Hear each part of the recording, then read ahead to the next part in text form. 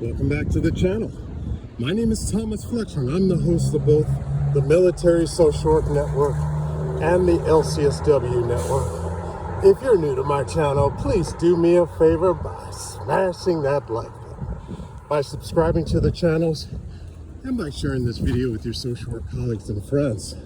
The purpose of both of these channels is to create a community of hope and support where social workers can come for relevant news, information, and inspiration.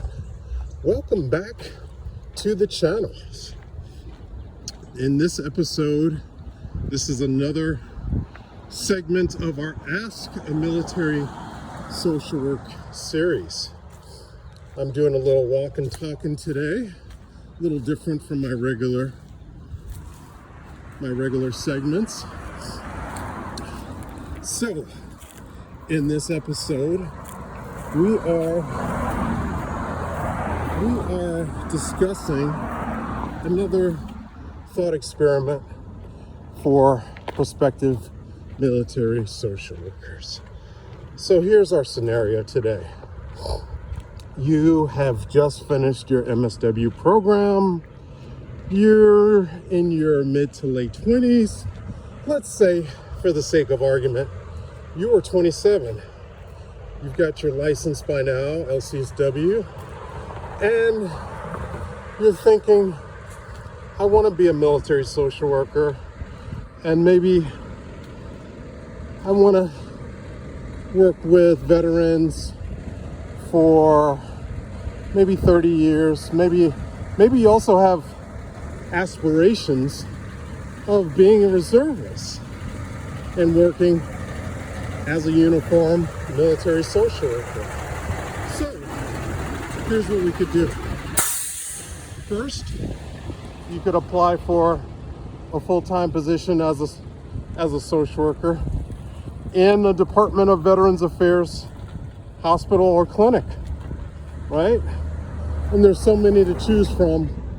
I have experience. I've worked as a VA social worker for almost 22 years now. I've worked in various programs, including the mental health intensive case management position. That was actually my 0.0 kilometers. Average pace 12 minutes 14 seconds per kilometer. in the VA. Split pace 12 minutes 35 seconds per kilometer. That was actually my first job in the VA, mental health intensive case management. I loved it. I worked with veterans with serious mental illnesses. Again, another interest which I've had since before I became a social worker. I had an interest in working with people with serious mental illnesses. And so I worked in the MICM program. We called it MICM. We still call it MICM. There's another acronym, ICMHR, Intensive Community Mental Health Recovery. So that's one position. Another position that I worked in the VA as a social worker, it's called HUD-VASH. That's a popular one. Housing Urban Development, VA Supportive Housing. That's another program that I enjoyed working. Basically you're providing clinical case management to veterans that have been unhoused, and you assist them in the process of becoming housed, right? So they get a Section 8 voucher from Housing Authority, which is funded by HUD, and then the VA provides the clinical case management to support people in getting the health care from the VA, the mental health care, help people get connected to jobs, employment, voc rehab. If they have goals of going back to school, we get them connected again with voc rehab under the Veteran Benefit Administration. So that's another job that you could work as a social worker. There's one more job. There's one more position that I've had the privilege of working at the VA. That's called Local Recovery Coordinator. That's the position that I'm currently in. I get to be a champion of the mental health recovery model, SAMHSA recovery. Love that. I love this position. You know, it's 25% clinical, 75% admin. So I have a variety of tasks within that job as a local recovery coordinator. So I've been serving now in the VA as a social worker for over 21 years. It'll be 22 years in March of 2026. But again, getting back to what we're talking about here, you start in the VA at the age of 27. You work for 30 years. And why do I say start at 27, work for 30 years? There's a reason for that. Currently, the minimum retirement age for federal employees is 57. And if you have 30 years at your minimum retirement age of 57, you are able to collect a full unreduced pension, right? So the topic for the title for this video will be, what is the 30 plus 30 plan? So here's the plan, guys. You work 30 years as a VA social worker, and you join the reserves of the National Guard as a social worker, as a behavioral health officer. And again, this is only if you're interested in doing both. If you're only interested in civilian social work as a social worker at the VA, that's fine. Hey, the VA is always in need of really good social workers. But if you have aspirations of serving in the military as a uniformed social worker, here's how you can do it. So you're working, you start in the VA at age 27, and at the same time, you sign up to be a reservist, either with the Army, the Air Force, the Navy,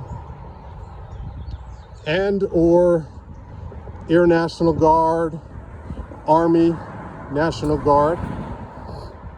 I'll share this experience with you because, again, I've served now as in the reserve component of the U.S. Army for over 14 years now. I first joined the Army National Guard over 14 years ago now, in the state of California, where I continue to reside. And I served in the Guard for about 11 years before I transferred over to the U.S. Army Reserve. And I'll make a future video comparing the pros and cons of serving in the Army Reserve versus serving in the Army National Guard.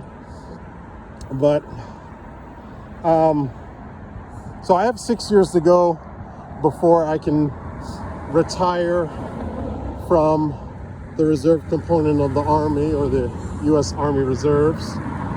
And then I have about another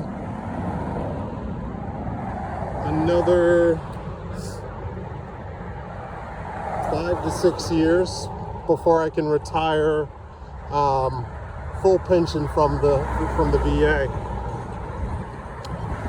I did not join the VA as a VA social worker until age 32.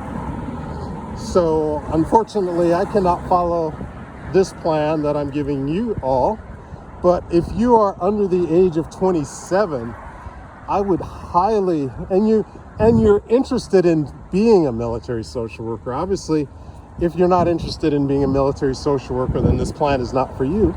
But if you have aspirations of serving as a military social worker in both a civilian capacity as well as a uniform reservist capacity, this is your plan. And you're under the age of 27, or you will soon be 27. This is the plan for you, the 30 plus 30 plan, right? And then when you reach the age of 57, you will have 30 years in both civilian VA, and you will have 30 years as a reservist, whether you're serving in the Army Reserves, the Air Force Reserves, the Naval Reserves, Air National Guard, or Army National Guard. And you will be set, my friend. You will, at that point, you will be able to retire with 30 years from both civilian and military, and you'll be able to collect two really nice pensions. On top of that, we didn't even talk about contributing to the Thrift Savings Plan, TSP. And as all the YouTubers say, this is not financial advice, okay? This is not financial advice. I have been contributing to the TSP as a civilian federal employee for over 21 years. And I've also been contributing to the uniform TSP as a reservist for, the past 14 years or so. So eventually, when I retire from the VA and eventually retire from the reserves, I'll be able to collect the two pensions, plus I will have money in both of my TSP accounts. Okay? And I mean, so we've been talking about it very broadly. Here's what you can look forward to as a military social worker in both civilian VA, as well as serving as a reservist social worker in one of the branches of the military. You will have accrued civilian clinical experience in the VA, and during your 30 years, you will have accrued experience serving as a social worker in one of the reserve components, and you may even have 1, 2, or 3 deployment under your belt by the time you retire.